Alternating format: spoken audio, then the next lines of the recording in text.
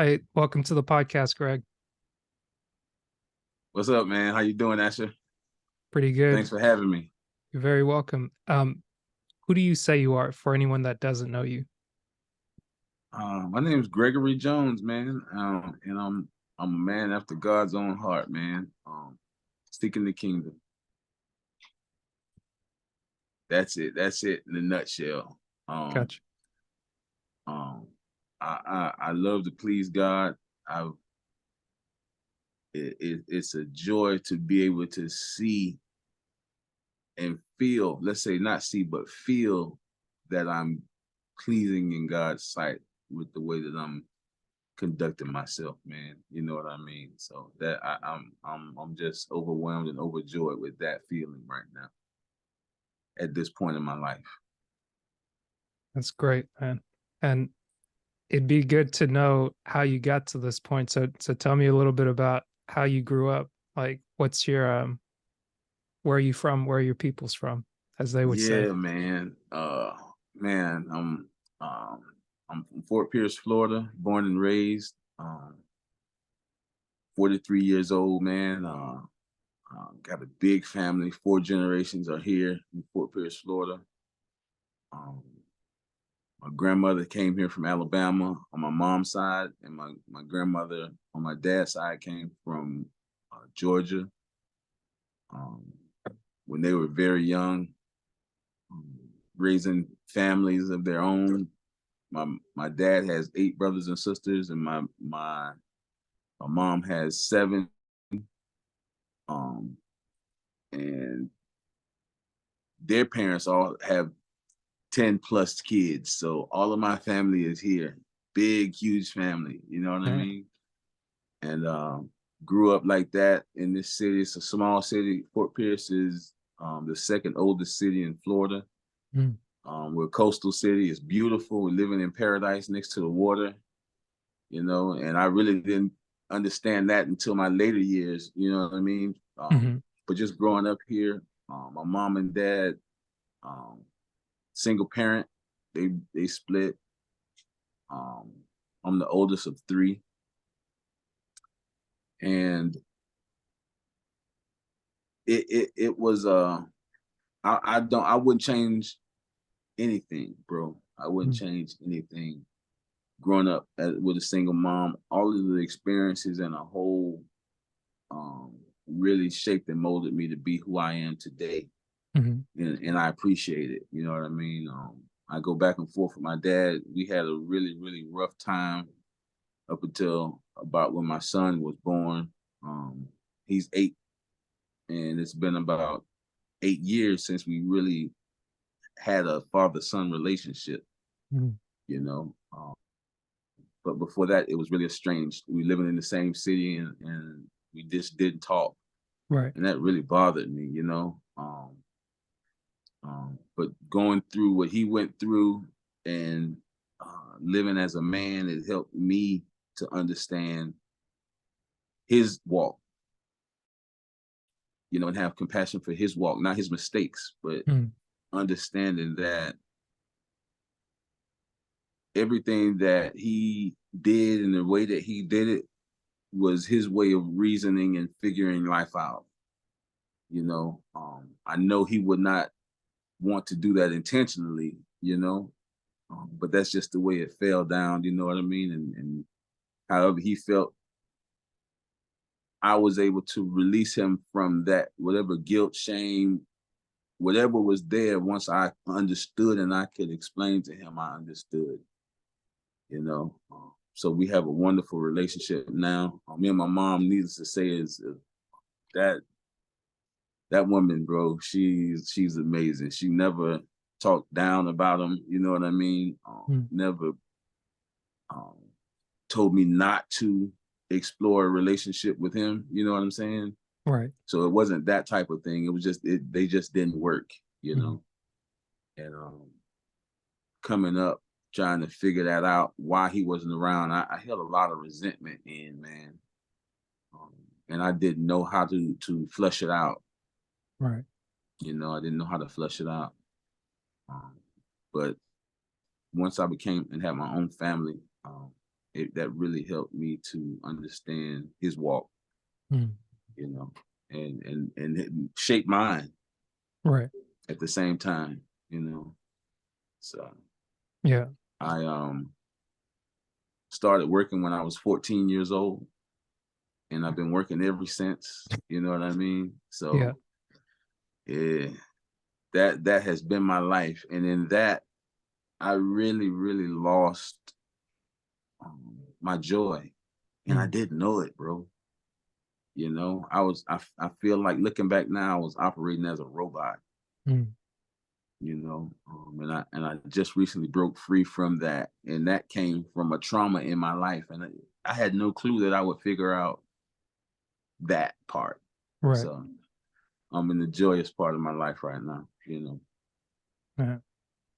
That's awesome to hear, and knowing you over the years, it's been cool to see the transformation. And I guess a lot of people may either be on the other side or be on this side, and sometimes it's hard to see the light when it just feels like it's dark all around, and you're just sitting Oh in yeah. a room by yourself, and you're like, "Geez, like how'd I get here?" And it's like I don't Right. like this, but like how did you like what's something that helped you along the way to actually help you notice something was off with just where you were at, and it's like it just wasn't sitting right with you.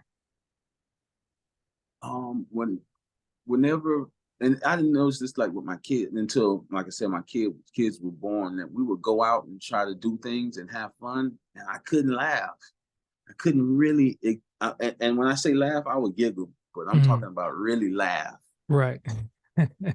You know, I couldn't. And Yeah. then when I did it, it just felt awkward. I was like, why? You know, why am I looking around to see who's watching me laugh?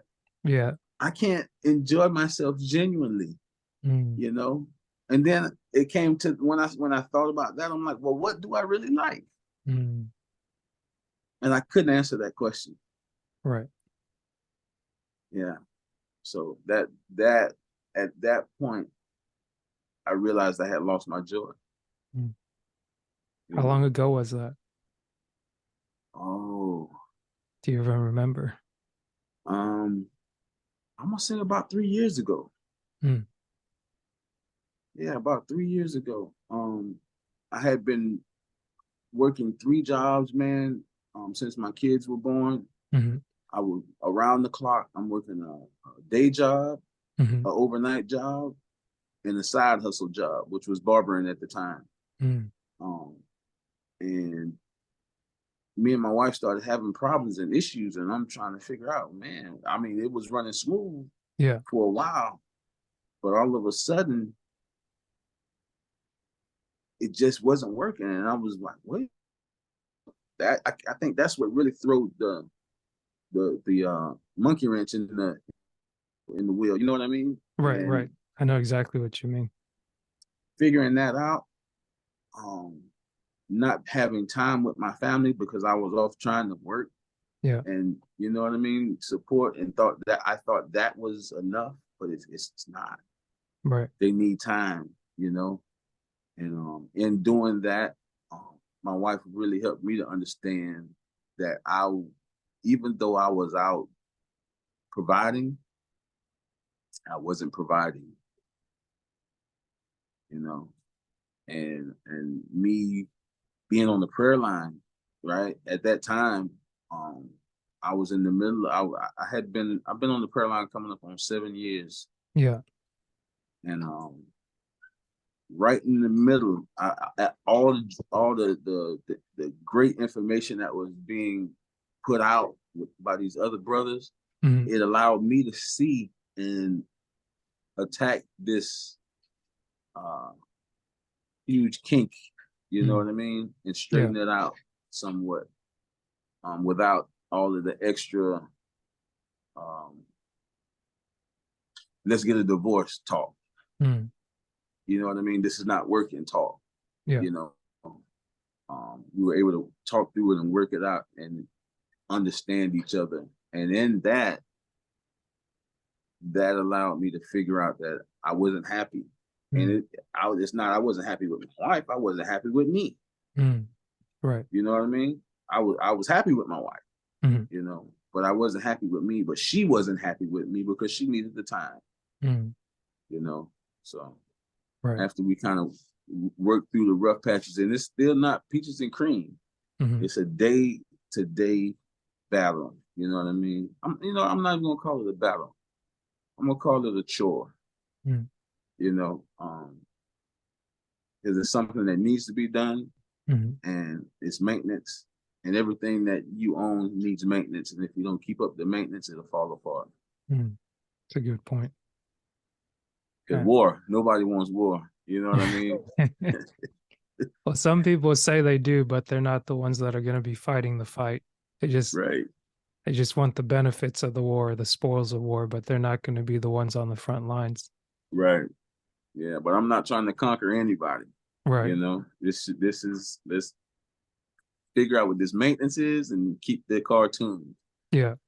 Yeah, I think that yeah, that's a good point that you bring up um with like being on the prayer line because I think we've been on about the same time and kind of met pretty yeah, soon after. I almost forgot that like we met within one or two retreats and then seeing you recently and just seeing like the glow about you putting on the back to school event for the kids and seeing how your family was seeing you and like I got to be there, Greg Skeen got to be there and other people just like you being in that present and allowing things to move in a way to where you're not trying to make things happen so much so, but you're allowing them to play out. And then when it's time for you to play your role, you played your role so beautifully. And it's interesting because it's like we talk about the prayer line and something like that that's powerful where you have people that are able to come and engage like men, black men, um, white men, just like guys of different backgrounds that are trying to get their spirituality right, as well as their mm, physicality, mentality, finances, and emotions, especially. It's like emotions maybe get discounted where people think, oh, guys aren't able to express as much as women. It's like, no, we have the ability to express is like sometimes you're not giving the time and the space to. But to your point, yes, it's that something I think your wife was pointing to is like, okay, yeah, you can provide financially, like working three jobs, but if your presence is in the home, you're not there to kind of protect in a way, but also you're not felt in the way that you need to be felt. And I think sometimes that can be misunderstood, but in what you said, figuring out that you didn't like yourself and you had to get around that even as you're getting all this good information, you're around positive influences. It's like it's still a work in progress. It's still chores, it's still maintenance you have to do personally. It's not just you join a group, it's like, hey, everything's great. Like if things aren't right that you're doing on a personal level, it still kind of comes up. It's that little thing that's like a thorn in your side, like, hey, like, did you forget yeah, about me? Did you forget about yeah, us? Like, hey, what when are we going to get some love? When are we going to get taken care of? And it's like, yeah, I'll get to you. I'll get to you eventually. It's like, no, like I need attention now. If I don't get some love and attention, like I don't like, I'm going to act out in a way that's not going to be so nice and pretty for other people. And then people are going to be looking at me thinking, he was such a nice guy. I thought he was cool and this and that. And it's like, yeah, he went from nice to nasty real quick because there were real like quick. buried things under there that we didn't know that were really going on. We couldn't figure out. Nobody could like come and like shake you and be like, "Oh, hey, just do this thing or just do that." And it's like, no, sometimes everyone has to go through a bit of their process in their own time. Yeah, yeah, yeah. I was at a um event this weekend, and they had a mindfulness breakout session, Mhm. and um one of the things that a young lady, she was experiencing, she was talking about it, and then she kind of apologized for even opening up about it, Mhm. and I was able to give her some insight on what trauma is, right? Mhm. And you think about trauma as, and people don't realize that trauma exists in everything, right? So I made the analogy of eating some uncooked chicken, rotten chicken. When you eat bad food, that's trauma in your body because it tries to get rid of it. It's not Mhm. supposed to be there. And if you keep it in, it continues to make you sick. Right. That's with anything in life. If you ingest anything that doesn't agree with your system and you don't allow it to come out, whether Mm. that be music, encountering people, and what events happen with those people, food, anything that goes in your body has to come, something has to come out. And if you're not talking about the bad things that happen in your life that cause the trauma, Mhm. it becomes like constipation. Yep. And that's the worst thing to have. You know what I mean? That's where all the bad feelings come from, and it's like an empty fire hose when it releases. I mean, Mhm. not an empty fire hose, but a fire hose. Yeah. You can't control it. Right. You need a whole bunch of people to control it. You Yeah. know, so I don't want to be that fire hose. Mm. You know, Just be tearing everything up. Just you know what I mean? Yeah, yeah. Yeah, so I'm learning to the prayer line really helped me talk through my issues. So I'm not that fire hose. You know, that right. gives me the space and the time to get out what I need to get out because my wife doesn't want to hear that. You know what I Mm. mean? She got her own issues she's dealing with. You know what Right. I Right. mean? So even though now because I'm not backed up, Mhm. I'm not dropping it all on her at once. So now we can actually have conversations about it Right. and figure it out, and come up with solutions. Yeah. And you don't have to feel a type of way about it. You just be like, should I? Shouldn't I? Right. Yeah. Yeah. It's a good Yeah. point. Yeah. It's funny for as long as I've been on the line, and I've got the comment a couple of times. It's like you would think I was married in some Yeah, bro. regard, but it's like it's the first couple of times I've had the comment made, and is like initially I was like, no, I'm not, because I remember we did this skit back in college, and it was I want to say it was my last semester or second to last semester, one of those, and it is for a LSAMP or PSL SAMP, which is the Peach Stokes Lewis State. It's a minority organization to encourage um, minorities to join engineering, whether they be women, different people of different backgrounds, to let them know that, hey, like, you don't have to be worried of the math, or you don't have to be worried about how people see you. It's that there's an opportunity for you to also participate in this thing, and that with the opportunities you can do different things, you can work different jobs, you can create your own networks and the people that you'll meet, and it's something for everybody.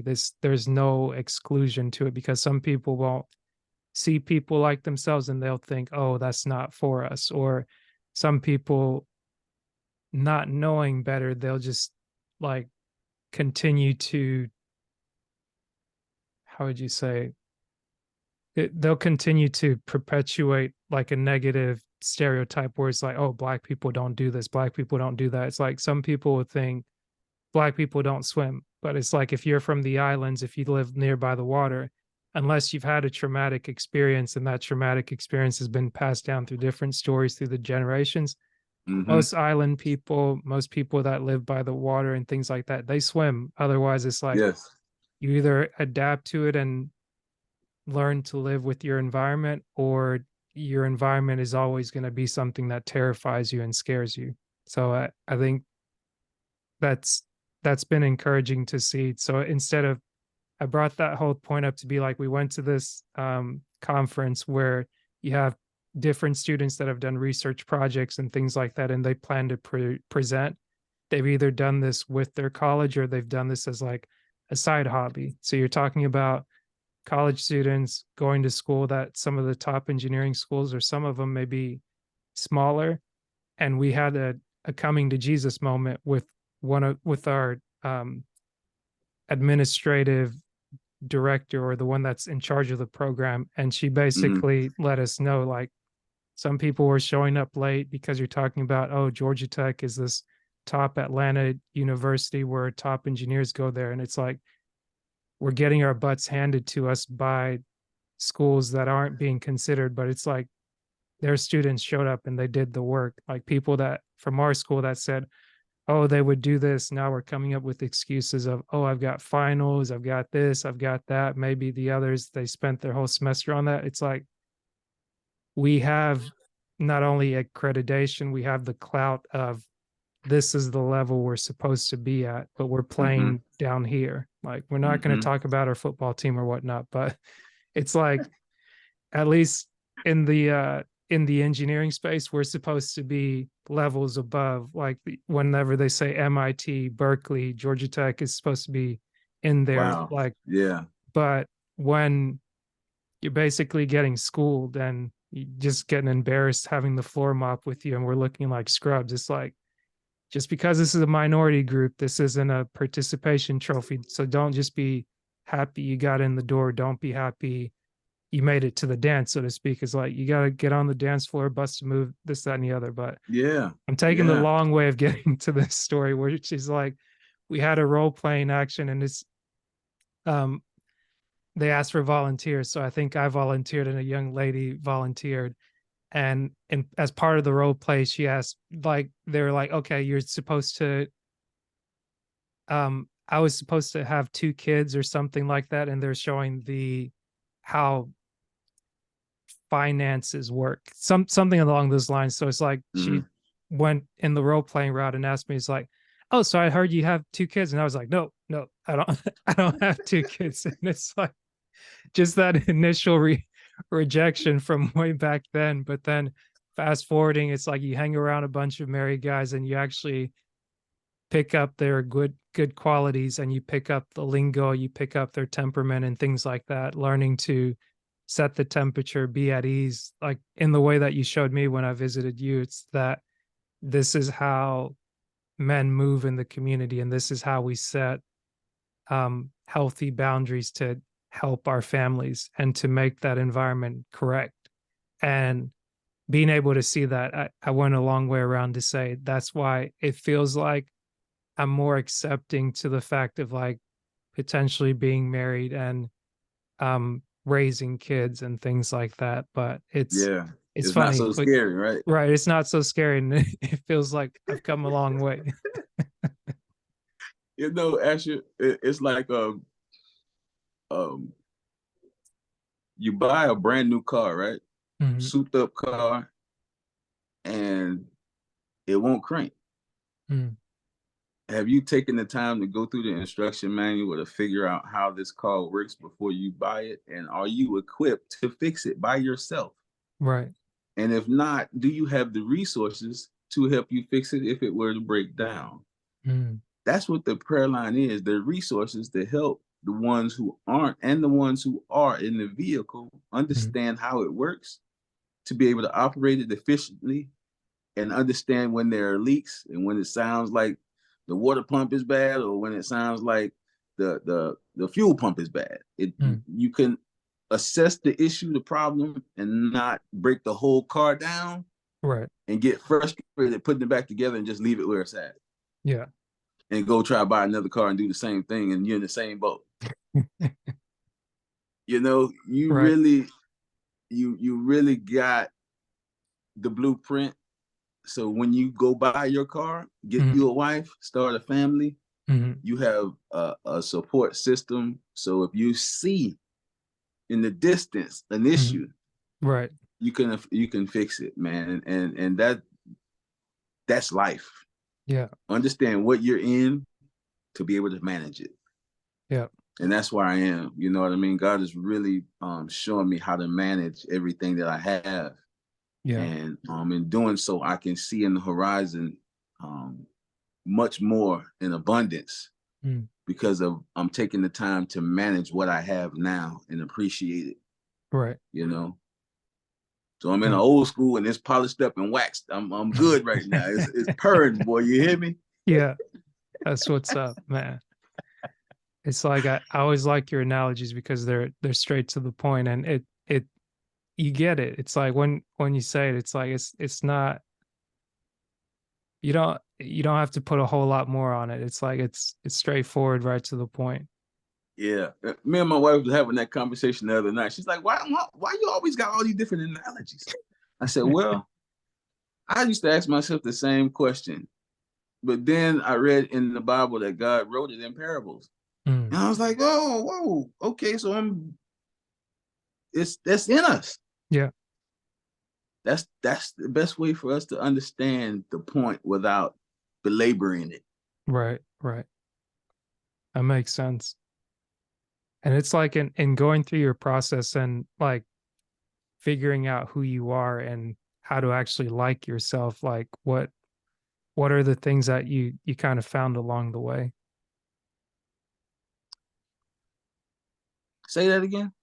I said it when you went from you started, like, you acknowledged that you didn't like yourself about 3 years ago, and you're like, Mm-hmm. "I'm in the right environment, but I'm working this many jobs." And, like, I'm sure you had in your mind, "I'd like to get to some version of today." Like, Right. what started to happen for you to, believe you could get here? Um, it wasn't something that I recognized in the midst of it. Mhm, Um, I I I, I recently went through a trauma with my back, and mm. I couldn't move. Asher, Right, literally, I could talk not about move. that. Um, I was running a business, running these 3 jobs, Mhm, and not taking care of myself, mhm, and my body really broke down. And it started with my back. I mm, ended up being diagnosed with spinal stenosis, mm, um, and that crippled me, man. And in the midst of that, I contracted gout mm. with the medication that I was taking. I went through depression Right. because of the medication, and I never contemplated suicide ever in my life, Mhm, but it helped me to understand why people go through that process. mm. And you never know who is in that situation, Right. because they can put on a mask, Yeah. and when they get behind those closed doors like I was, they see themselves. You get Mm. faced with yourself by yourself, Right. and that's what happened to me. I was able to see myself in that space of loneliness because my wife was at work and the kids were at school 8 hours a Mm. day. Yeah. I was in such a space that I didn't know what was going on because I went from being the breadwinner not to Mhm, being able to make any money, mm, you know. And it really put me in a depressed state of mind. mm, Um, and in that space, because I know God, I went to him and he helped me to understand that even though I think I'm pristine and clean and polished and shiny, mhm, in my heart, I still had some rust spots, and mm. if I don't address those rust spots, it will take over from the inside out. Yeah. So as I'm asking him these questions, I mean, what do I do? What is it, God? Mhm, And he started pointing out these issues, how I was treating my wife, mm.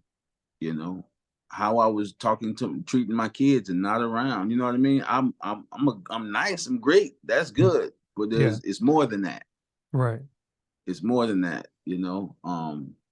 And it wasn't one specific thing that I can really say that I was actually doing wrong. I can't pinpoint that, but what I can say is I was able to find myself, my spiritual mind, we connected to this body. Mm-hmm. in that space because I was able to detox from all what the world had taught me and what I had absorbed in the world because I was by myself. Mm-hmm. I didn't watch TV. I was on the prayer line every morning, Yeah. and that was it, bro. I was in silence, Mm-hmm. because I'm like, God, I'm a healthy human being. I'm healthy, man. What is going on? Right. He said, I need you to detox so I can reteach you how to use your emotions. Mm-hmm. I'm like, what does that even mean? Right. You know, I got all these emotions. She said, yeah, you got them, but the world taught you how to use them. Mm-hmm. Who built you? I made you, right? Why are you relying on the world to teach you how to use what they didn't make? Mm-hmm. So come to me and let me, before I can teach you, I got to get rid of the bad habits. I got to get rid of all of that, Yeah. and during that time, I was able to get rid of all of that. Just being by myself, not listening to anything but the birds sing on my back porch. Mm-hmm. Because I would let the window up and we're in Fort Pierce and Yeah. we got birds and chickens and roosters and all types of stuff around. Right. So Right. that's all I was hearing. And that allowed me to release, release, release. Mm-hmm. Being on the prayer line, I was pulling in good, right? Yeah. And as I became aware of how I was using my emotions, Mm-hmm. I almost became emotionless because I'm like, okay, how do I, before, when anything would happen, I would say, okay, God, what, I feel angry. Should I be angry? Mm-hmm.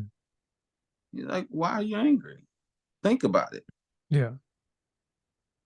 Okay, is it something that you can change? Mm-hmm. And if it wasn't, I would have to say, you know what? No. He say, so I can understand you being upset about it, Right. but breathe and release.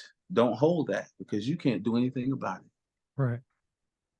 And once I started looking at life that way, I could manage my emotions now. Mm-hmm. You know what I mean? I'm not perfect. I'm not saying I don't get upset, but Yeah. it allowed me to manage, you know? Yeah. Like tell me about that process because that's what I went through similarly through coaching and learning how to like with counseling, like learning how to let go of being offended. Because I think when you describe being in the position you're in and then being in a state where now you're literally having to be on your back, you're out of commission, you're not able to work, you're not able to do the things that you were able to do before. And now the things that are frustrating you internally, you may lash out externally on people that you don't really have a gripe with. But it's like how did you take to understanding or trying to understand, okay, this isn't anything wrong with me per se, or there's nothing wrong with my family, but it's a understanding that I get to choose how to behave, like how to be like Right. me. And like this may like you describe like living in Fort Pierce, but not really having a full experience of your environment and like, oh, okay, like we do have birds here. It's like it's sunshine almost Paradise. 24/7. Yeah, it's like you're literally in paradise, but it's like if your state of mind, if where you're at, not liking yourself, not knowing who you are, if none of that's clear, it's like, okay, somebody told me it was paradise because they came here to vacation or Right.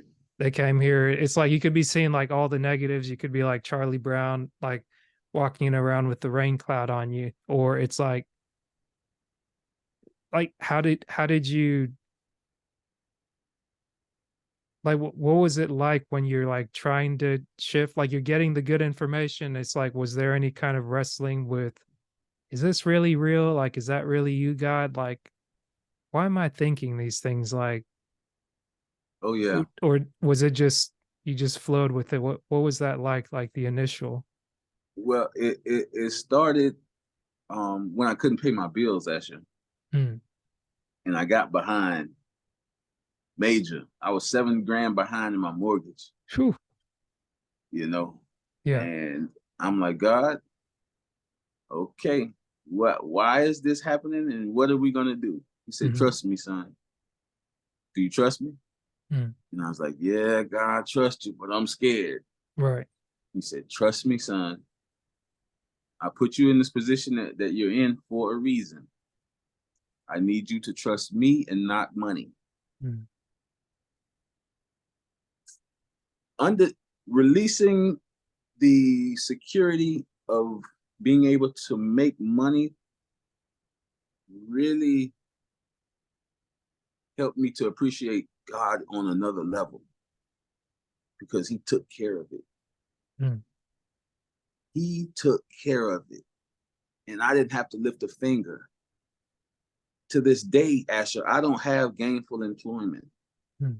My wife is doing what is doing her best to maintain everything, and it's stressful, Right. right? But she is managing. I thank God for her, Yeah. but it's day to day, you know. God took care of that mortgage and some Mm. for months to come. We got our mortgage paid, the arrears, and 6 months ahead, Wow. Asher. When God did that, he said, I told you I was going to take care of it, didn't I? Hmm. And I was like, oh, man, that's what daily bread looked like, God? All right. Trust you for everything? Okay. I'm going to try everything. What else? What else Yeah. do I need to trust you with that I've been neglecting to understand? And he started pointing little things out, one at a time, one at a time. And I'm like, okay, how do I fix it? And being on the prayer line, he just showed me. And he said, the first thing you need to do is understand this body I put you in and how it works. It's not you, but that's your vehicle. And if you don't manage this vehicle, you can't control anything.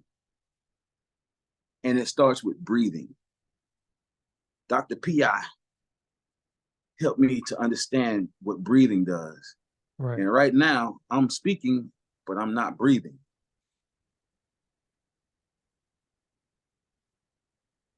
It's a it's a thought that you have to um, be intentional about. Even though it's automatic, how often do you really take a deep breath when you're going through an issue and you're facing emotions? You got to think That about it. oxygen allows your brain to work. Yeah. When you're in that position to where you have emotions raging and you don't think to breathe, you react, not respond. I was reacting, but now that I know to breathe, I can think and give a response that works, a calm response. Doing that one thing alone helps. And I was able to not master, I was able to, because I'm not a master. I You're on was your able way. to, I was able to figure that out and see the results, man. And that's how it started. Yeah. Understanding that one concept, you know, and how the brain works with oxygen and the body, how it responds to oxygen. That's life. If you stop breathing, what happens? That's it. You pass out. Yeah. You can't fight if you don't breathe. Hmm. Whatever that looks like, you know what I mean? You can't respond if you're not breathing. You can Right. only react. And that's what happens when you drown. When you're in a drowning state of mind, they tell lifeguards, if the person is kicking and screaming, let them pass out first before you pull them in, because Mm. you'll kill yourself trying to rescue a person that is reacting versus responding. You get where I'm going? Yeah. Yeah. I heard it said that they have to almost put their foot or their knee in the person's back to kind of keep them at a distance, is because it's like when they're flailing and they're doing all of this and they don't have their breathing under control. It's like in their mad panic, they could take the both of you down. And it's like like a dead lifeguard isn't a good lifeguard. So That it's not helpful to anybody. right. So it's like you might pass out for a minute, but as soon as you stop all that stuff you're doing, I can save you and I can get us back to shore. Yes. Because the lifeguard is thinking and breathing Yeah, because they've been taught that technique. right. That And makes I don't sense. even think they realize it, Yeah, you know?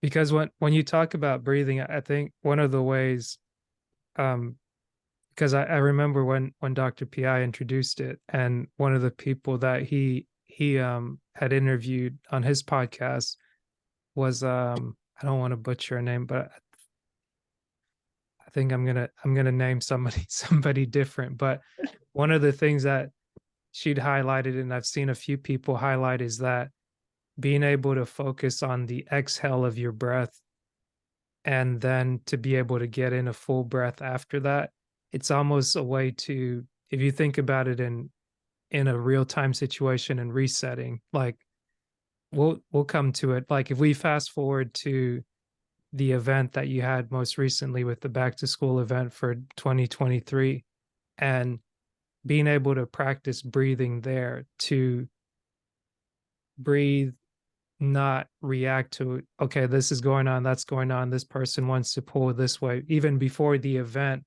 kicks off, there's so much planning and preparation that has to be done beforehand. But to know that, okay, I don't know exactly what's going to happen, but for me to be breathing and to take a step back, it's allowing me to think and also to receive somewhat of a download to be like, okay, this option number one wasn't working.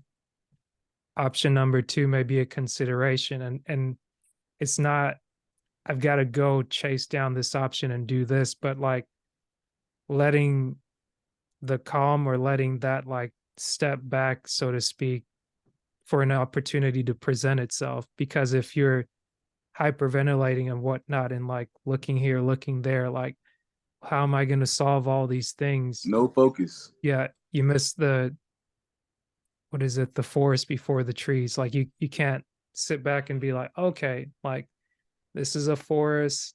There might be a maze there. Maybe I don't take that route. Maybe I go down this road. And if I walk around here, I can see a clearing. And then from there, I can go on to the next thing instead of, let me do this, let me do that, let me do this. And like you're running around and working three jobs for however many years. But then within the time that those jobs went away and you had to recover and recuperate, I didn't realize that you'd been barbering. Was it just the 3 years or it's been longer than 3 years? Oh, I started cutting hair when I was 13, Asher. That's right. That's right. Yeah, I started cutting at 13 and professionally when I was 28. Mm, And that's when my daughter was being born, coming into the world, mm, and I asked God, I'm like, God, I don't want to be on nobody's job where they can fire me. You know right. what I mean? What do I need to do? Mm, And he said, son, you've been doing it since you were 13.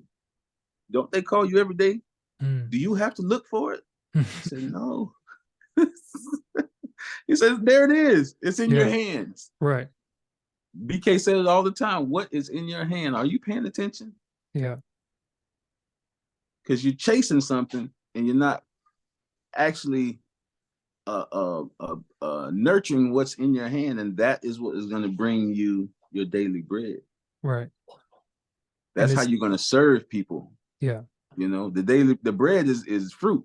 Mm, But if you're not serving to receive the fruit, mm, it you got to take what you get, what's mm. given. You know, Yeah. yeah. I guess would you be able to walk me through how that started from the time that you realized barbering was something that it could do more than what you thought initially, like actually liking it? Or I mean, what would you say? Maybe not liking it, but respecting it more than just like a side hobby and seeing it play out differently than what you may have thought how it was going to play out. Yeah.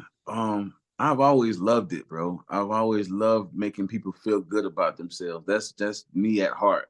Yeah. If I don't if anybody comes around me and they don't feel good about me or themselves when they leave, Hmm. it wasn't me. Yeah. You know what I mean?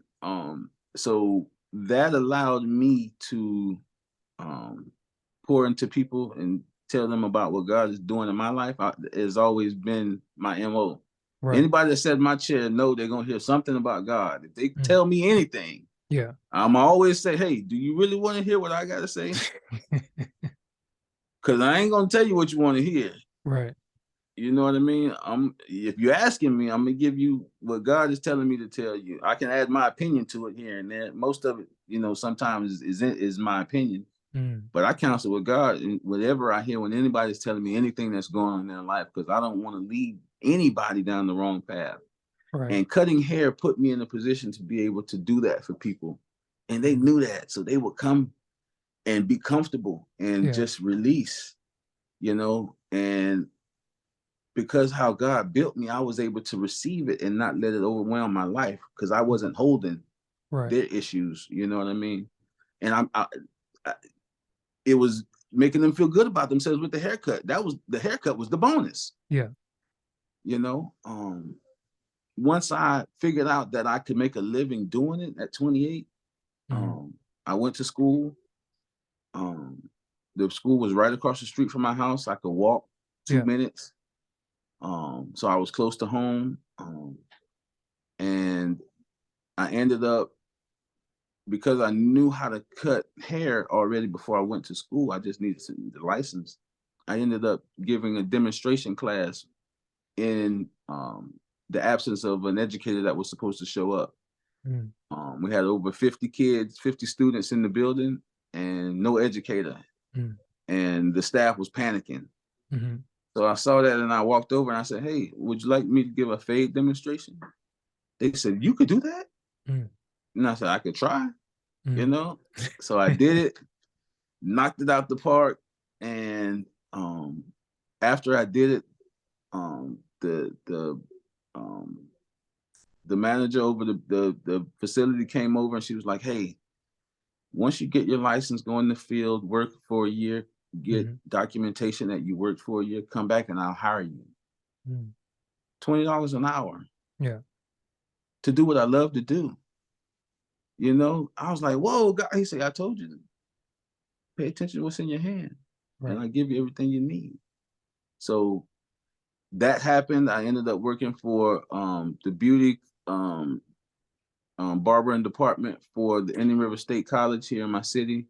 Mhm. Did that for 10 years, opened up a shop, barber shop, right after they hired me.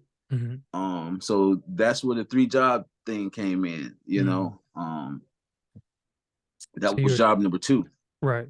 So you're running your shop was job number 2 after working with the other ones for 10 years. Right. So I would it started year 2 after I got hired to be a barber Mm. instructor at Indian River State. I opened up a shop. Mhm. So I would go to the college from 8 to 3, Yeah. from 3 to 9, 3 to 8, be at Mhm. the barbershop by myself Right. for almost 5 years. Mm. And then from 9 o'clock to 7 o'clock in the morning, I would do an overnight shift 3 days a week. Wow. Doing that, bro, because I loved barbering so much, it made it easy. Mm. And the overnight job that I had was watching a special needs adult, Mm. and he's like family now. Yeah. I did that for over 20 years. Wow. So that wasn't work. It was never work. It was Yeah. easy, And once I people really got to know me for being a reliable barber Mhm. is when it became work and it took away from the joy of making people feel good. Mm. because now I can't relax because my phone is ringing off the hook Right. for haircuts. Right. They don't care what I got going on in my life. They have special events. And if I can't cut their hair, Mm. oh man, I didn't want to feel guilty about not serving, you know what I Right. mean? And not giving them what they needed. But I was neglecting my own family Right. Right. and didn't realize it. Mm. So once I figured out it became work, I'm like, man, God, this isn't fun anymore. I had to pull away from it.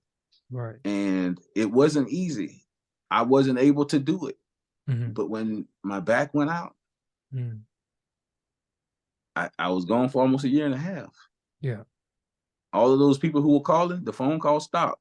Mm. He said, "Is that good enough?" I was like, "Oh, I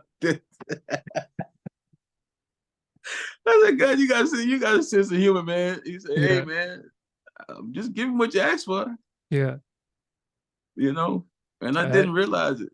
yeah, I didn't ask for the back pain with this, but You it's know, like listen. He I said, "Be guess I'll specific. take it.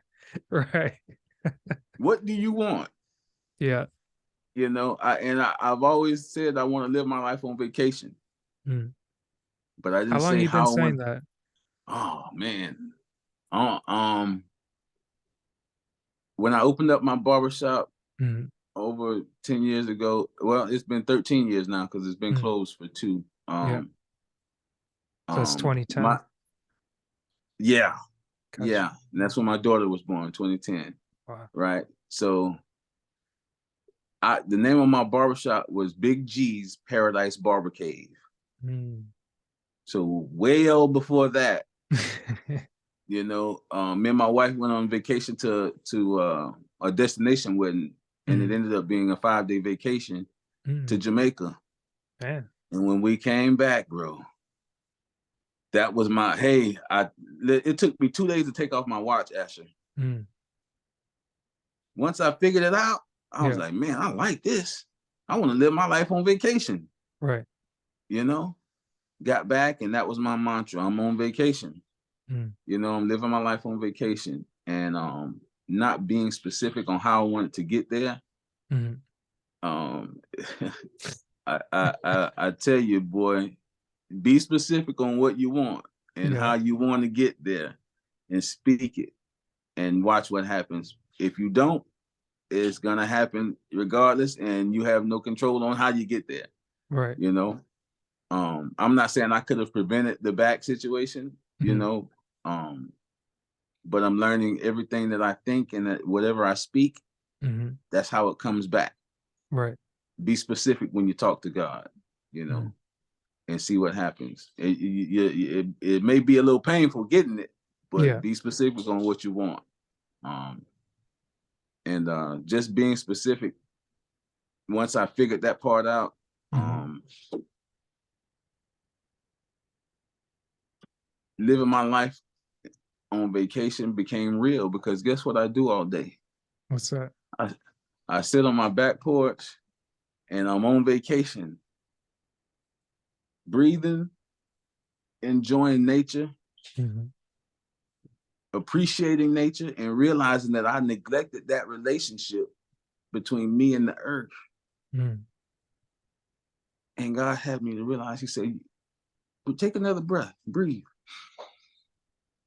He said, where do you think that comes from? Is it just out of the blue? He said, no, it comes from the trees, Mm. the greenery that I put that grows from the earth. That's where the oxygen comes from. Yeah. Isn't that something that you should have an intimate relationship with? Mm. And I was like, whoa, God, take your shoes off and go walk outside Mm. and experience and get connect to the earth and see how well your body works and responds to it. Right. And once I started doing that, Asher, I really, really felt the difference. Mm. I'm not saying that um, I do it all the time, but I do Mhm. it more often than I did. Right. And the more and more I talk about it and tell other people about it, I'm putting the pressure on myself to go and continue to do it. Right. I take my kids out, take your shoes off, Mm. run, walk in the grass. Yeah. And then you look at foreigners who live in foreign countries who don't have access to shoes, Mm, and then you see how long they live and how mm, healthy they are. right. They climbing mountains, bro. Yeah. You know what I mean? At 60 and 70 years old. How is that possible? Because they're connected to the earth. Mm, And they have an intimate relationship with the earth. mm, They understand everything that they put in their bodies that comes from the earth benefits their body. right. And it starts with the oxygen that we breathe. That brings so much clarity when you think about life. You know what I mean? If we can get that part, manage that part, everything else tends to be a little bit easier. Yeah. That's a good point. Yeah, Yeah. man. But we close up inside house, and you know what I mean. Yeah. We connected to the TV. Right. you To the screen, the know, camera, it's like the zoom. you know, But if and you I've wonder learned why your some life play out like the TV, because right. that's what you connected to. I think that's definitely one thing that I've gotten from you, and one thing that's been encouraging because like in hearing you, you may not be aware of it when you share your go throughs, your testimonies, your wins, losses, different things like that. But it's like that encouragement to get back out in nature and get outside and enjoying something as simple as breathing, something as walking, like being appreciative of the what's close to you, because sometimes it's like you don't always have to go a long distance away or travel halfway across the world to experience earth. It's like it's literally outside. Even if you live in a concrete jungle, it's like we make somebody thought to make a park and to be like, okay, hey, let's put some greenery here. Sometimes you can drive 30 minutes out of town or 15 minutes or go there and just walk around not thinking about who's looking at me. Who knows if I'm having a good time? Who's going to judge me? Are they going to clip this on social media and just be like, oh, look at this fool out here walking around barefoot doing this, doing that? It's like Yeah, you can you can find you, spots that nobody's there, nobody's checking for you. It's like, but go there with the intention of being present and enjoy that yes, time where it's like, okay, I'm here, I'm doing me, but I'm also doing life, and I'm enjoying being here. I'm not dreading the next moment. It's like, oh, I gotta go in here and hear this argument, or it's like, no, you don't. You don't have to do that. Like you right. like words may be said, but you don't have to hold on to them as like this is. And maybe if you're not ready for that, it's like, hey, let's revisit this at a later time. And Yeah, sometimes it's like it'll it'll be a distant thing and it won't even have to come up. And if you don't bring the energy to it, that's like, oh, here we go again. It's like, yeah, here we go again, because this is what you said was gonna come. And now that it's here, like it's a self-fulfilling prophecy where it's like you said that's what was gonna happen and that's what's happening. So it's like yeah. you can't be upset at what you created, What you what you asked for. wish, and what you asked for. It's Yeah, like it is what it is. yeah, yeah, yeah. And to your point, man, um, I had to realize that, and this is just recent, bro. Mhm. God really pulled me away from the being a pawn on the chessboard. Mm. If you're a pawn on the chessboard, if you're any piece on the chessboard, Mhm. you are paralyzed. You can't move unless the player moves you. Right. Who's the player? Who's playing? Who's moving me around? Mhm. You know what I mean?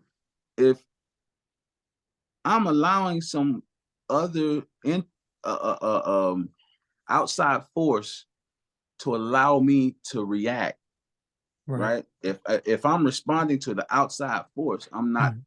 playing the game. Right. I'm being played by the game. Yeah.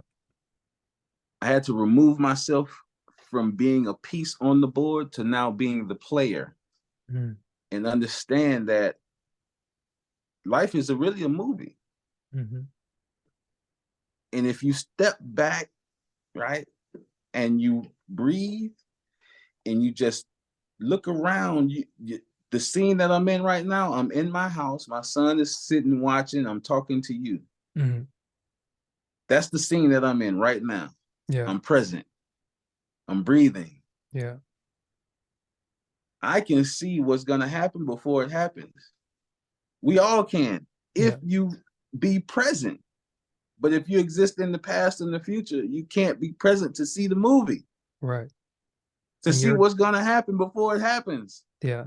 And you're creating the movie because you're in it. It's like you're both the Yes. director and the actor and the playwright and all of that. And it's like Yes. it's not just something that we go see on occasion once a quarter, once a year, or like every other week, depending on what your movie preference is. But like, And we even do it then when we yeah, go watch the movies. We say what's going to happen before it happens because we're watching the movie. right. We're present and watching the movie. Yeah.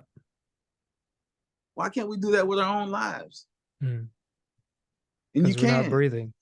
Yeah. It's that simple. It's that simple, bro. And you hear the voice in your head telling you, oh, watch this. This is it. Hey, you see what those people are doing? It's something's happening.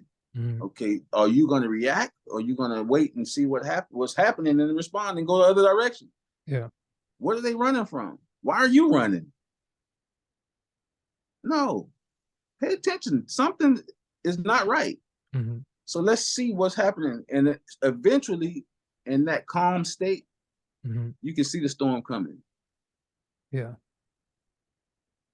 and you know how to react. Batten down the hatches. Yeah, man. You know what I mean? Yeah. It's like get you some water, make sure you got preparations and things like that made. But it's funny because we had a hurricane. I think we talked about it. We had a hurricane come through here, and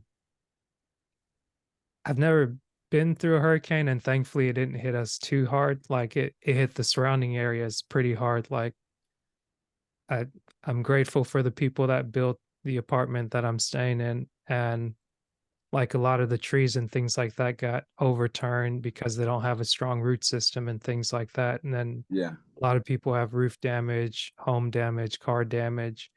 And one thing that I think about it, it's like I shared with you kind of like having like emotional storms or like family storms kind of come in, but being in a place where I finally got still and I've been working on my breathing and actually when things were hitting left, right, and center, it's like, okay, like I need to release. I need to let go of some things. And I don't I've fought so long to hold it.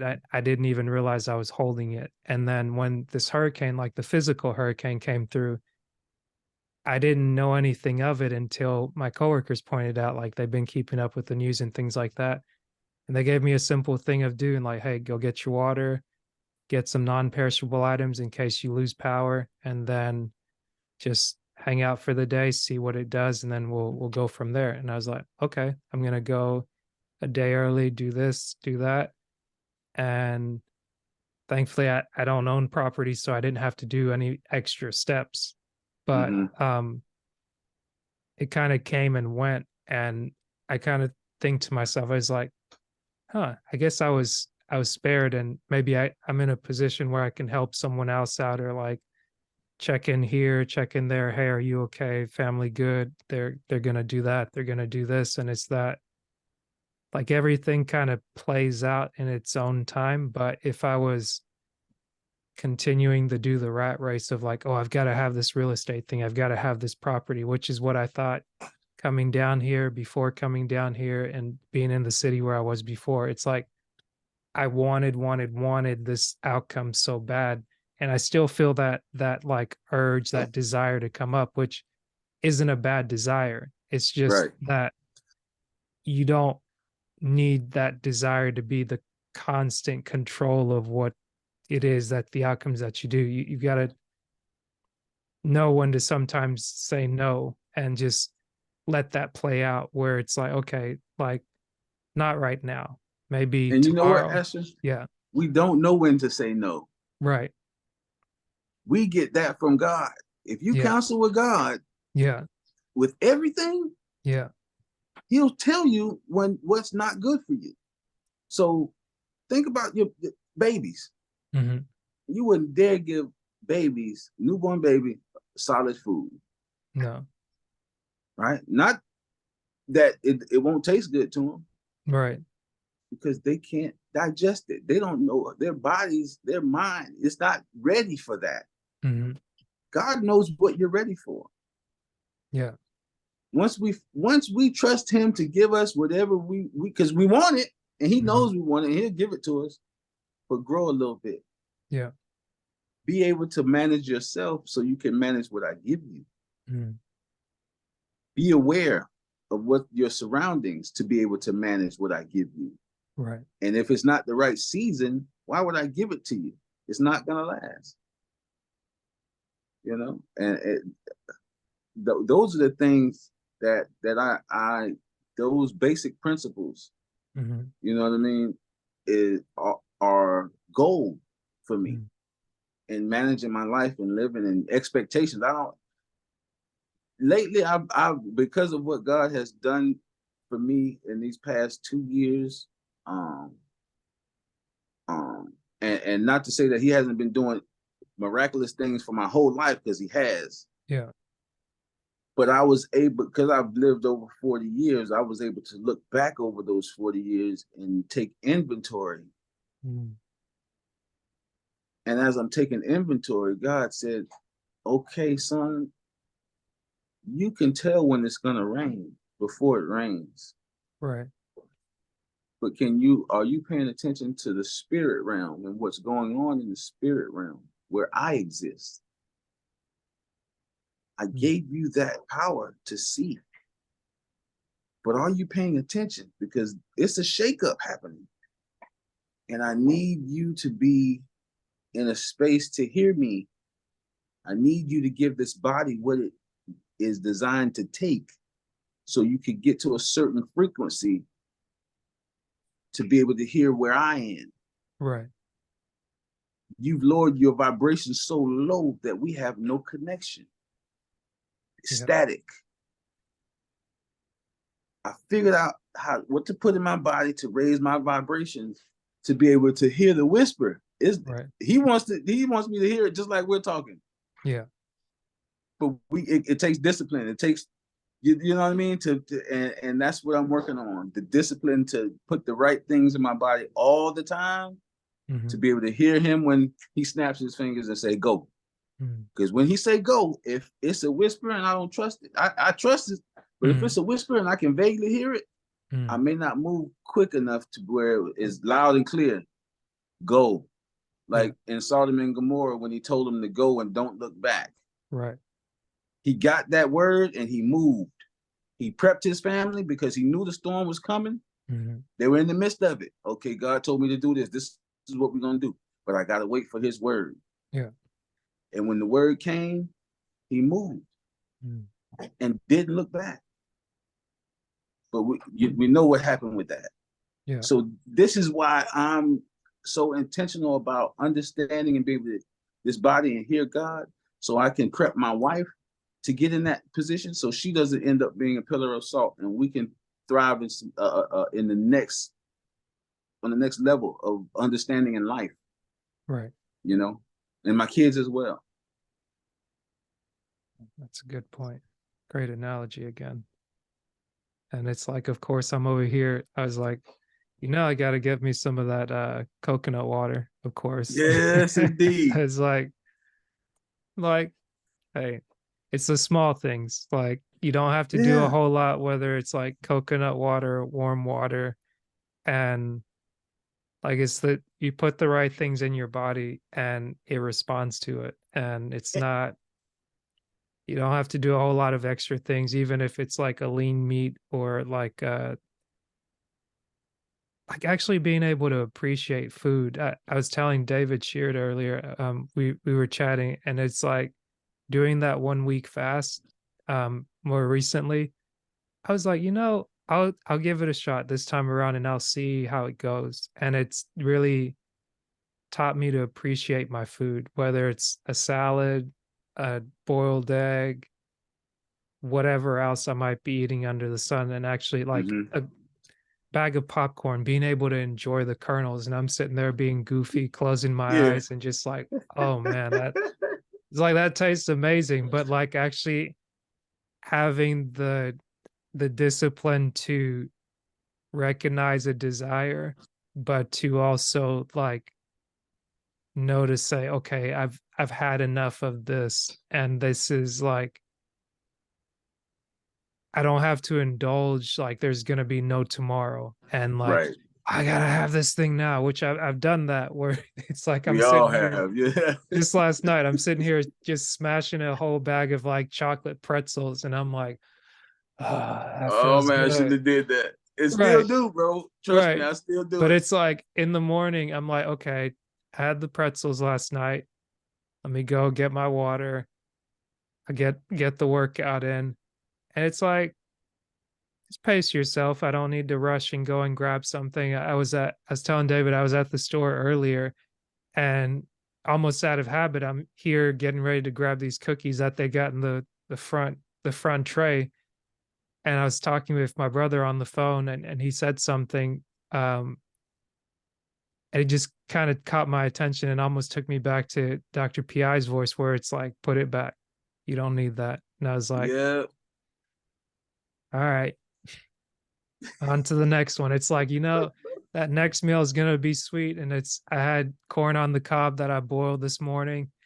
And I either boiled it this morning or last night. And I ate like two things of it because I broke them in half to fit them in the pot. And just remembering small things like that from my mom and her always reminding it's like your meals don't have to be complicated. You can boil broccoli, carrots, like simple things. If you're gonna make a meat, you can cook it, you season it, make sure you thaw it out, like try to cook it as fresh as possible, not to you don't need to always eat out or always overproduce things. I may go to Wild Wings and try and catch this fight that they're gonna have later tonight, but Hmm. it's that being able to leave room and not just make those instantaneous decisions. I'm like, oh, like Yeah. my wallet looks all right. My account looks okay because it's not just random charges of like, oh, I'll just eat this, I'll just eat that, I'll just eat that. It's like, no, I physically discipline myself so then I'm financially disciplined. And then I can see something that kind of jumps out and it's like, wait a minute, this doesn't make sense. And I don't have to do that every day. But like when I'm Yeah. in tune, listening to that quiet voice, breathing, and it's like, oh, okay, like I don't have to be one way at work and then be one way on the podcast, be one way on the line. It's like, no, I get to bring all of me.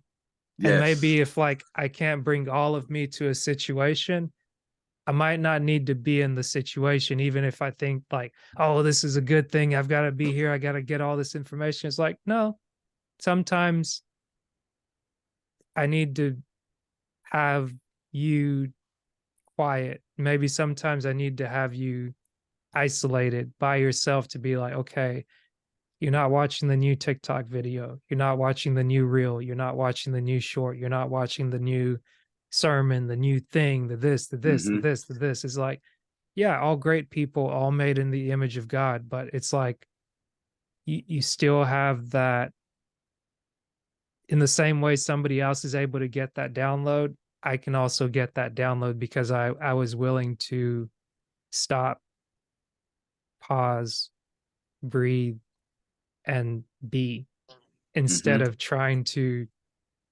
make something happen or like how am I going to get this Right. to like fit right here in this box and thing. And it's like being able to have this conversation with you right now. I felt bad in the moment of being like, ah, man, I didn't hit record. We're here at this big event and thing, and it's like this No isn't the end coincidences, all. actually. Yeah, it's like this isn't the end all be all.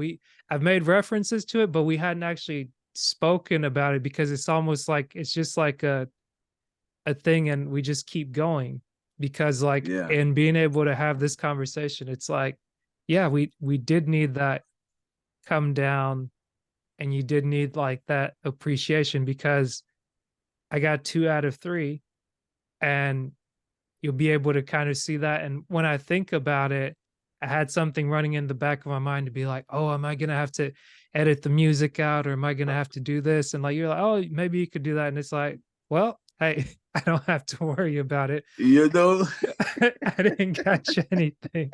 And it's like, oh man, like oh man, Asher, things work out in more ways than one. I was thinking about this earlier today, about knowledge. Mm, Everything that exists in this world is knowledge, yeah. right? And all the knowledge that exists in the world isn't for me. Mm, God knows what knowledge is for me to be able to download to operate in the purpose that He made me, because I am the only me. right. If I absorb all of the information that's in the world that isn't for me, Yeah. what happens to a computer when you put too much information and hit enter too many times? It freezes. Yeah. That's what happens to this body. If we try to take on too much information that is not for us, it freezes, it locks up. Yeah. So I got to the space to where I'm not a reader. It just doesn't work for me. I do it Yeah. because I have to, Hmm. right? And a lot of people can debate and say why that's not a good thing.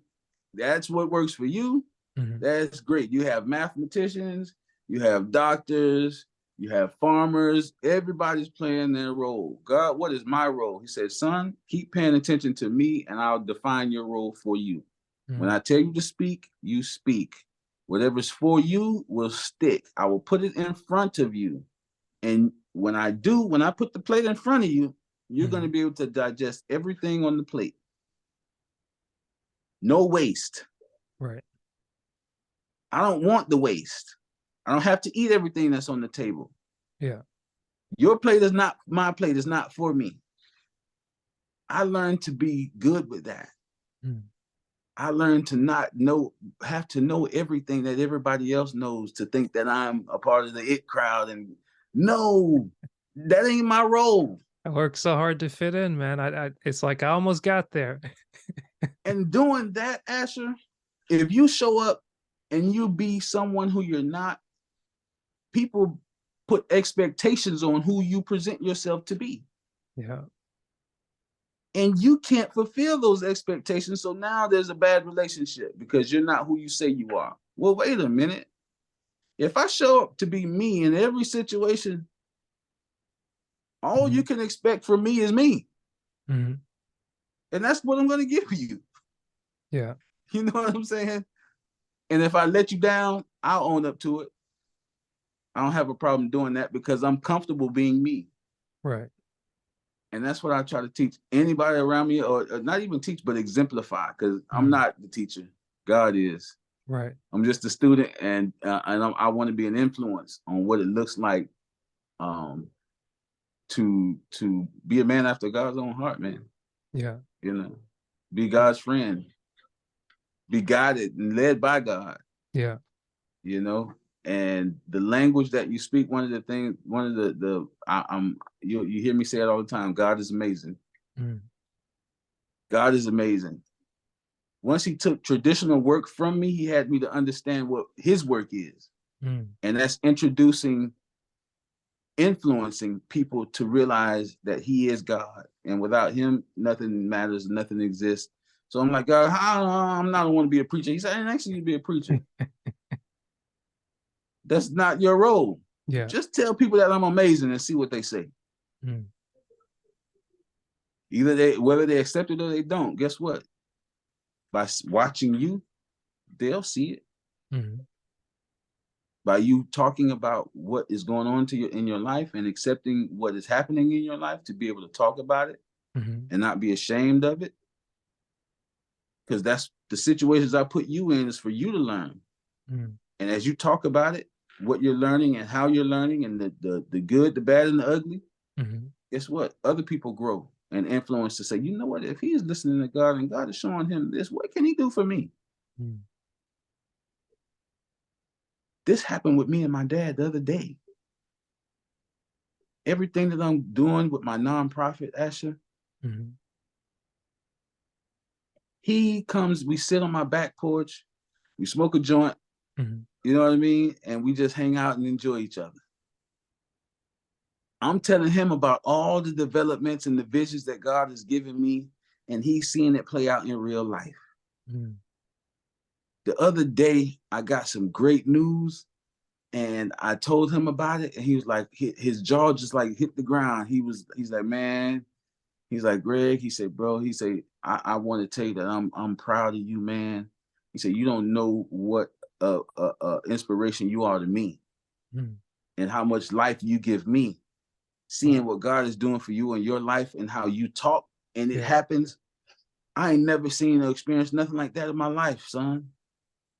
You reinvented yourself. Mm-hmm.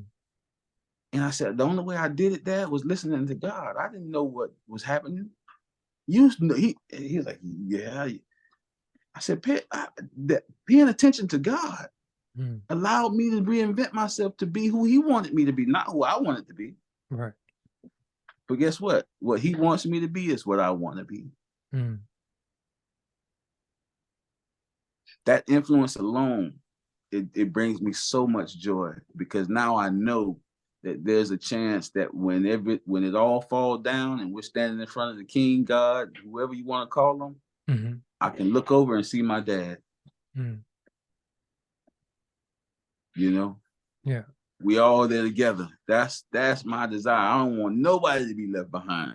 Yeah. So whatever I got to do to influence anybody to understand that God is real, he's the truth, the light, the power that you need to survive, thrive in this land that we that is heaven, Yeah. because that's what it is.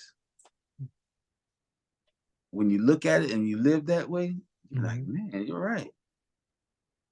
Man, God, well, why didn't I figure out this before? He said, because you weren't asking the right questions. Mm-hmm. If you ask the right questions, I'll give you the answer. Yeah. That's what heaven is, in the answer. Because as soon as he gives you the answer, what happens? All You get right. this Peace. overwhelming joy Yeah. and peace, and like, oh man, because I missed it. Heaven. Mm. Every answer that you get from God is a little taste of heaven. Yeah. So well said. So well said. Well, tell me a little bit about your nonprofit and what you guys have been doing with that. Oh wow, man. The nonprofit, man, 2014, um, I was just getting acclimated with being a barber instructor, Mm-hmm. and I wanted to be able to give my students more, Mm. other than because we were just sitting around doing nothing. Yeah.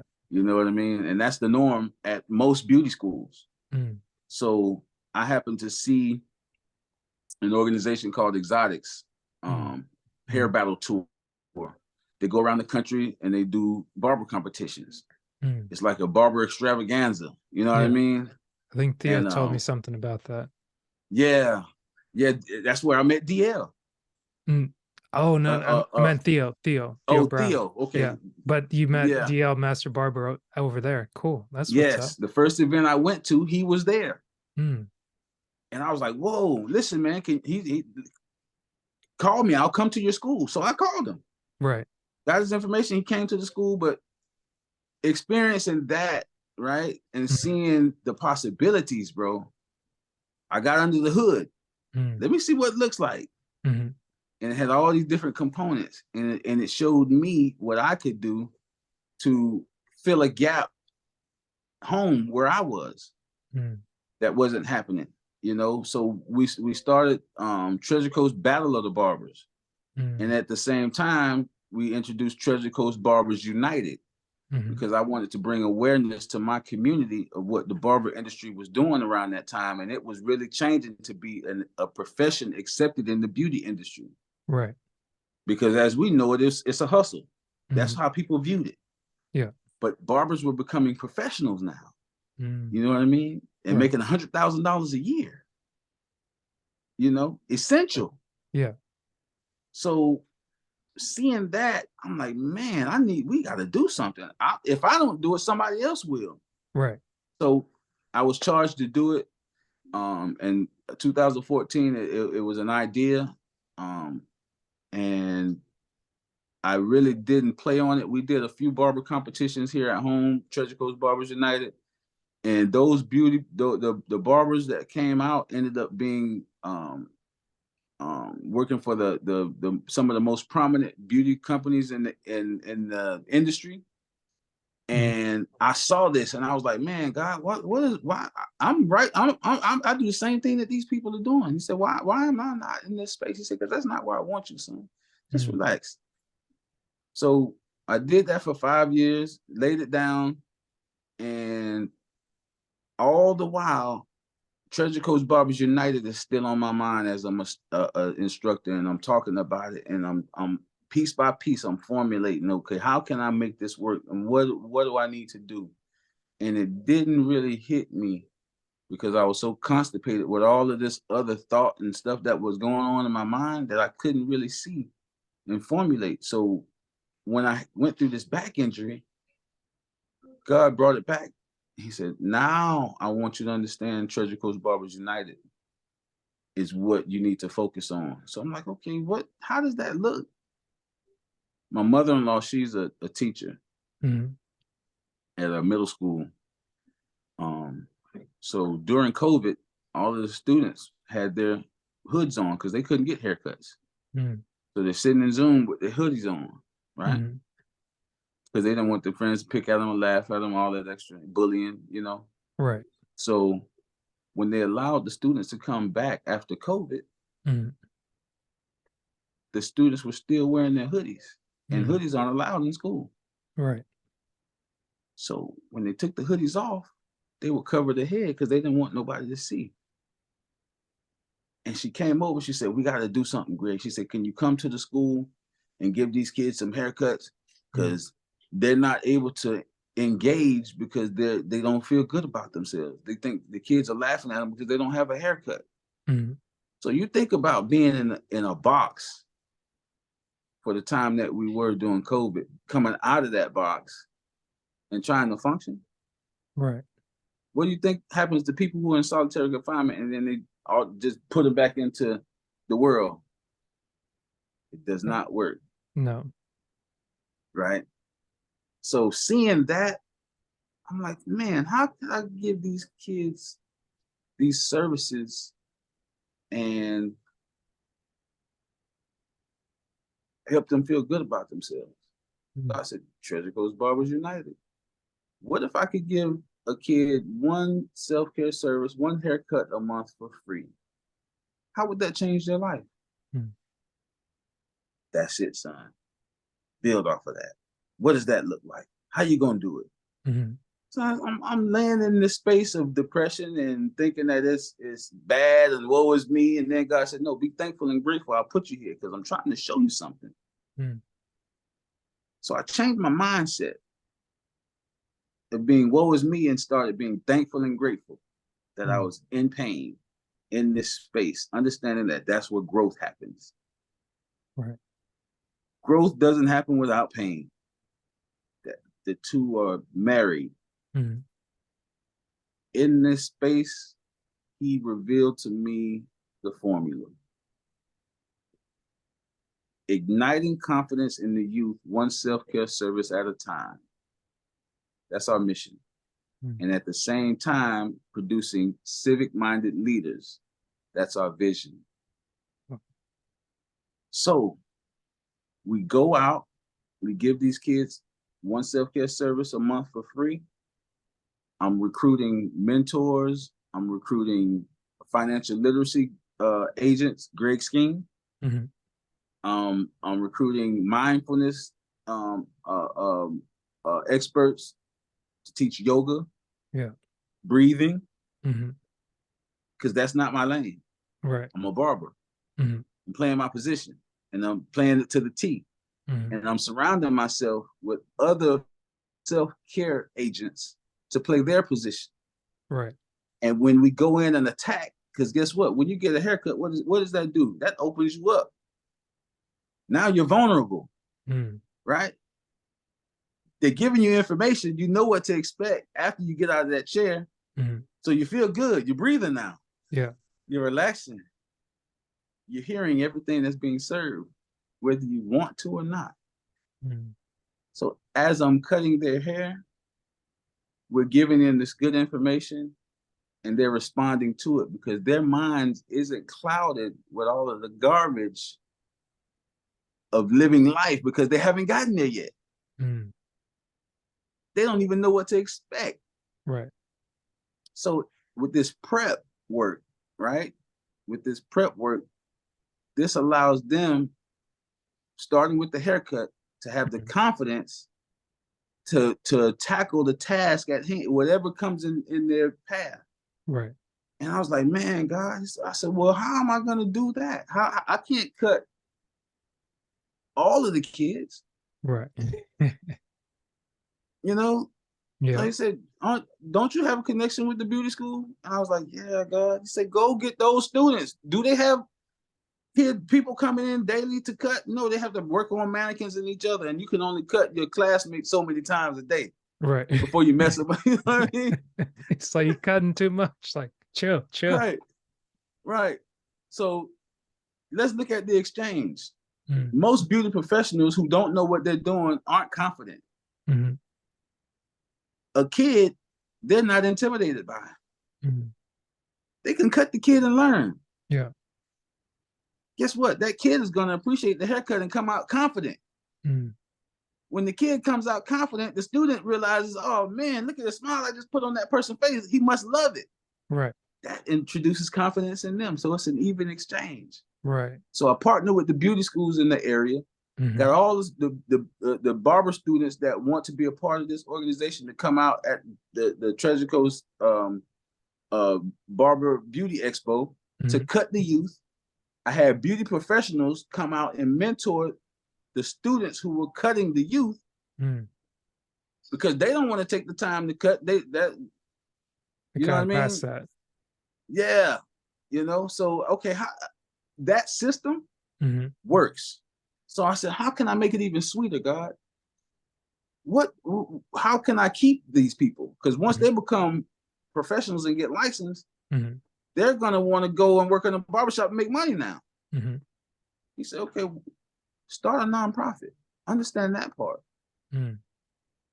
I was a part of a program that I just came back from a closing convention event Mm. with Allegheny Franciscan Ministry, Mm. which taught me how to think like a civic professional.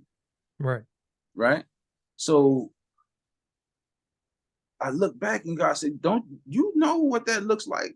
Everything you're doing is teaching these kids to be civic minded and meet in the middle to get things done. Mm-hmm. So I'm like, man, he said, incorporate everything that you learned. You didn't learn it for no reason. Right. I'm like, oh man, God. Okay. What does nonprofit look like? Mm. The gentleman that was the facilitator is a master fundraiser for nonprofits. Right. I called him. Listen, I'm thinking about starting this nonprofit. He said, okay, Greg, whatever you need, I'll help you. Mm-hmm. So he walked me through understanding the process of what nonprofit is and what program versus activity. Mm. Yeah, you can give a haircut, but you're not going to get any funds for giving out a haircut. You have to attach program and have outcomes. Mm. Doing some research, figuring out what that looked like. Okay, how do I create outcomes?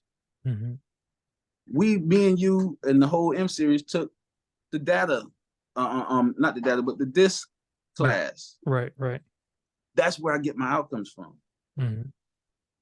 The students coming in, they take the DISC, and once we complete the 10-month program of cutting their hair once a month for free, introducing them to self-care with all of these different self-care agents, Mm-hmm. they take the DISC assessment at the exit, Mm-hmm. and there's the outcome because their mindset is going to change. Right. And they have a tool they can keep forever. Yes. Putting that into play, September 19th, it will be our first self-care class. Mm-hmm. right? And we got 10 months ahead of us. But from January up until now, we've been operating. Mm-hmm. We got a program called Test Drive the Trade, to where we go to the beauty schools on teacher work days. Mm-hmm. We partner with the Boys and Girls Club to bring their youth over to the beauty school that I taught at, Mm-hmm. where I have relationship. Yeah. Key relationship. Because if I didn't have a relationship, they would have looked at me sideways, and it probably wouldn't have happened the way that it did. Right. I would have had to jump through some hoops. You know what I mean? Yeah. But when I brought the kids over, they were kind of skeptical. But when they saw it, they were like, man, this is what we need. Mm-hmm. Because we don't get any clientele for these students to cut. So it filled the gap. What gaps can you fill Right. with what's in your hand? Yeah. I filled the gap. So now I'm like, okay, God, I see how this works. I created a system. Test Mm-hmm. drive, introduce the youth to beauty, take them to the school to show them what it looks like to get educated and be a professional, set them up with a tax professional, financial literacy with Greg Skeen, Mm-hmm. right? So when they get licensed, because now you're an entrepreneur once you get these licenses, Right. if you're not set up correctly, you won't be able to take advantage of all the perks that come with being an entrepreneur. Right. Because I'm in that boat. You go to school just to get licensed, and that's Mm-hmm. all they teach you. Yeah. Not teaching you how to keep your money. So here, Fig- go make some what- money and come pay Uncle Sam. You know what I mean? So all of these elements I can do. I have the resources. When I pulled all my resources together and I showed them the vision, they were like, whoa, bro, I'm with you. Yeah. Because guess what? This is, once we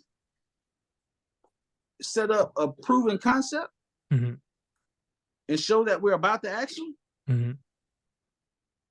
I have a nonprofit, not 501c3, registered in the state of Florida. We're legal. We're ready to go. I can accept donations from Mm-hmm. donors who have funds that they need to escape the tax man from, so Mm-hmm. they don't give it all to Uncle Sam and not get it back. They Yeah. can give it to me and use it as a tax write-off and get it back, and I can put it in this program Right. and pay these professional barbers who are now, who once were students, pay these professional barbers once they put in 20 hours of donation time, Mm. $20 a head for every student that they come to the Boys and Girls Club and cut. Wow. Now let's think about the numbers when it comes to that. The students, they hear all that, but they're like, I said, no, let me show you something. Mm-hmm. You cut 15 heads a day, which is doable in 8 hours, Yeah. 30 minutes per head, right? Mm-hmm. Times 20 days, that's $6,000 a month. Mm-hmm. They're like, wait a minute. I said, understand what I'm telling you. I'm not asking you for booth rent. Mm-hmm. I'm not asking you for an outrageous percentage. Mm-hmm. I'm giving you the food. That, listen, the response that I got from them was like, wait a minute, you just changed the game. Yeah.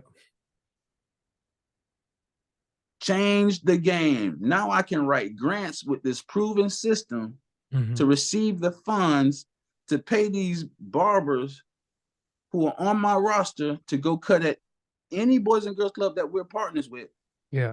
5 days a week. Yeah. You just created a whole new revenue stream there. And to think it started back when you were out on your back questioning what you were doing. It's like things were humming along so well, family was good, being on the prayer line 3 years. It's like life's good, life's great. Like, So Asher, this is gonna allow me to live my life on vacation mm, because I created a system paying attention to God. mm-hmm. I don't have to work the system. They are working the system. Right. They're doing what they love to do. Yeah. And I can introduce them to freedom because Mm, now they're making the fun. They don't have to kill themselves in the barbershop right. from 8, 9 in the morning to 9 at night. No, the Boys and Girls Club is only open for a short period of time. Mm-hmm. 2 o'clock in the afternoon to 7 o'clock at night. Mm. That's 5 hours. If you cut 10 heads a day, that's $200 a day Mm-hmm. from kids. Yeah. We're not going to curse you out about the haircut, you know? Right. And your weekends are free. Wow. Not a lot of barbers can say that. That's the prime time, high time. Everyone's like, and you're doing a service to the parents too, because they don't have to run to the barber shop on the weekends. And then they have that time that they get back to their families. Yes. And at the same time, the financial literacy that we're teaching them, the mindfulness that we're teaching them, guess what they're doing? They're going back home and sharing it with their parents. Yeah. And they're getting When that their parents education come, that the school wouldn't necessarily give them. Maybe they're not like now you've given them education right. that's actually going to change their lives, not just Yes. their parents' lives, their siblings, extended family. Like that's real generational wealth. Yes. Yes. So as we're introducing all of these concepts to the student, and for them to be a part of the program, Hmm. now we're going to require the parents to go through and watch a 30-minute a YouTube video of financial literacy. Hmm. Okay, the only way your child can be in this program is for you to do this. Hmm. Answer the questions, pass the quiz. Now we know you understand. Hmm. So guess what? It's on you to take advantage. Right. And the things that are out there now, because parents are working 3 and 4 jobs like I was, Hmm. they don't have the time to sit and search for this type of stuff. Right. I'm going to make it readily available to them to see it Yeah. through the partnerships and relationships that I've built with the people around me thus far. Mm. Let them do what they do, Yeah. work with what they have in their hands and introduce it to these parents so the parents can realize what they actually have in their hands Mm. and activate and move on it.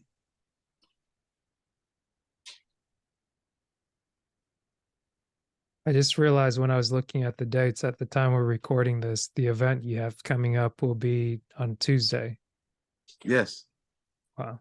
And it's like the ball's Asher, rolling. We're here listen, breathing man, real time. at this convention I went to, the closing of Allegheny Franciscan Ministry, I Mhm. went there expecting God to move in extraordinary ways because I know every moment because I'm present that Yeah. God is going to show up. When I got there, I asked the question. I spoke up. It's over 200 people in here in this building. Yeah. And at first, any other time I would have been intimidated. I wouldn't have said anything. Right. But I'm comfortable with being me. Mm. When the thought came to my mind, what do you need? When they asked the question, what do you need? Mhm. I said, well, I've gotten this far. I've nominated my 501c3.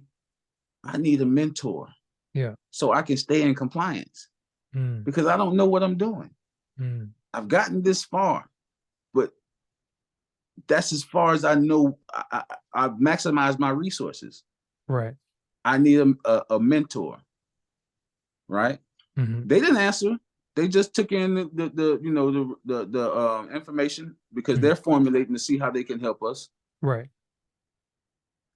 I walk outside the building leaving, and I see a young lady that had been meaning to introduce myself to, network with, give my card. I walk up to her and I say, "Hey, here's my card," and this everybody's getting ready to leave. Mhm. I give her my card and I tell her what we do, and she's like, "What?" And I was like, "Yeah, that's what that's what we're doing." She said, "Oh my God, me and my husband were just talking about something like that on the way up here. Mm. He's a mentor, and he wants to get connected to the youth, but we don't know exactly what that looks like and how to do it. Mm. You know what I mean? In this area." Right. So I'm like, "Okay, this is how we do it.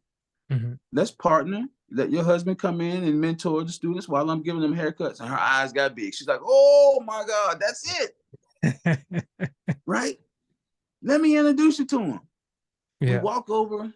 She tells him what we got going on, and he says, because I told her I need a matter of fact, I didn't tell her what I needed. I Mhm. said that in the room. But Mhm. as he's going through what he does, he's a nonprofit management company.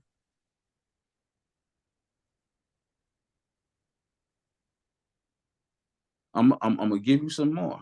Mhm. The nonprofit management company that he runs is a multi-million-dollar grant writing company as well. He starts talking even more and he stops and he looks at my name tag and he said, Gregory Jones? He said, wait a minute. I know I've been meaning to call you. I was supposed to call you before I left. I'm like, what? He's like, yeah. The Boys and Girls Club gave me your information because I'm getting ready to do an event Saturday that honors dads. And we want Mhm. to give all the dads beard trims. And they told me about you. Mhm. And I was like, what? He's like, yeah.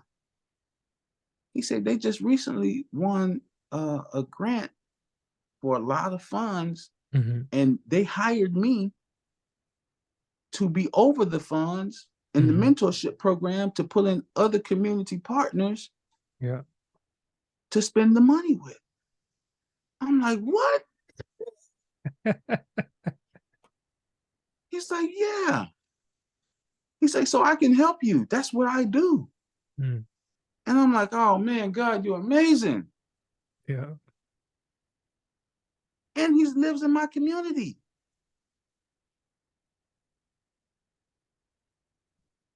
$1 million December, Ashley. Yeah. It's real. So I'm like, man, God, I'm like, I'm in awe. Yeah. I'm in awe, And he was like, when we get back, I'm gonna call you Mhm. and let's formulate something so we can get you some funds. Right.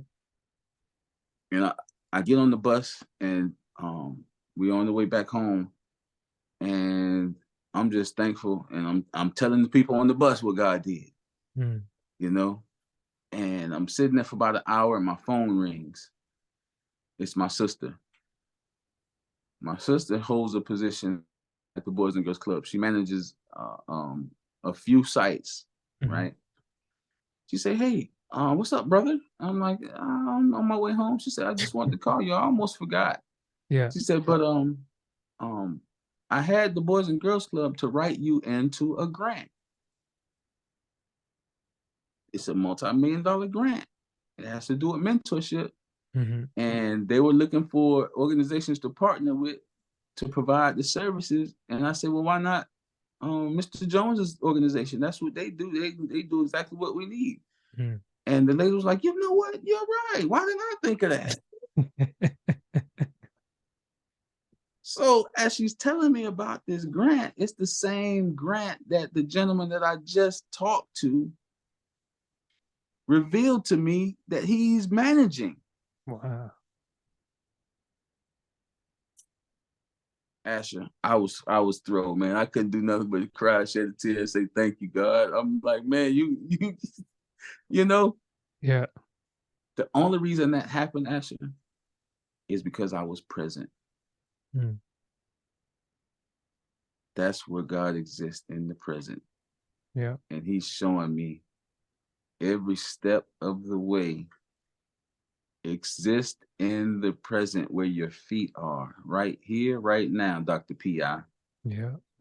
Right here, right now. And I give you everything you need when you need it, because Mm. that's where it exists in the now, Yeah. the moment, which is the present. And they call it the present because that's what a gift is. Mm. The only way you can enjoy the gift in the present is to open it in the present. Right. That's that's where the joy lies. When you open up a present, man, you're surprised. And everything God gives you is a surprise because Right. there's nothing what you expected. Oh, I can definitely echo that. It's like definitely not what you expected, but it's like sure makes you smile. And if you're not in the present and you get a gift from God that you're not expecting, you can't enjoy it because it's not what you think you want. Right. bro. I'm needless to say, I'm geek right now. Don't You even know. know, Don't even know what else to say. I'm geeked for you. I'm happy for you, man. It's like that. That's amazing. and on another note, bro, I got professional companies who are ready and willing to partner with us to carry this nationwide, bro. It's awesome. I just need to know how to manage it, and he gave me somebody to manage it. Yeah. Someone who is trusted fiscally with money, Hmm. a fiscal agent. Yeah. You just got to keep running your play. It's like That's it. you're not trying to be the quarterback, the wide receiver, the running back, the kicker, the head coach, the defensive coordinator. You're like you ain't got business playing all those positions. It's like, nope. All you got to do is do what you do. Yes, indeed, bro. Yeah. Well, definitely let people know how they can get in touch with you, your organization, and what to look forward to. Because by the time they see this, it's like things will be unraveling. They'll be like, "What's? Oh, that was the origin story. Oh, okay. Like, where do I Yeah. sign? Where do I sign? Oh, okay, Mr. Jones. Here we go. Here we go. Nice to meet Yeah. you. Handshakes. Oh, this is my youngin, newborn right here. Would you kiss my baby, please? Please. Thank you, sir. Thank you. Thank you, sir. Yeah, man. We're at you can find us on social media under TCBU.2021 on Facebook and Instagram. Our website is tcbarbersunited.org. All of our information is there. We're looking for any beauty professionals, any and all beauty professionals. This just starts at barbering because that's what I do. Mm, As we get other cosmetologists, nail techs, estheticians on board, we'll open up that door, mm. and let them do what they do and employ everybody in the beauty industry, igniting confidence in the youth, one self-care service at a time. Awesome. And Greg, from the first question I asked you, I gotta ask, are you still who you said you were? Yes, I am. I'm Awesome. I'm everything God made me to be, and Mm, I'm embracing that and nothing else. awesome. Thank you so much for your time. And I think the second time around, this was so much sweeter. Yes, indeed, bro. Thank you so much for everything that you do, Asher. It was a blessing and a pleasure, and I'm honored to call you my friend, bro. Likewise.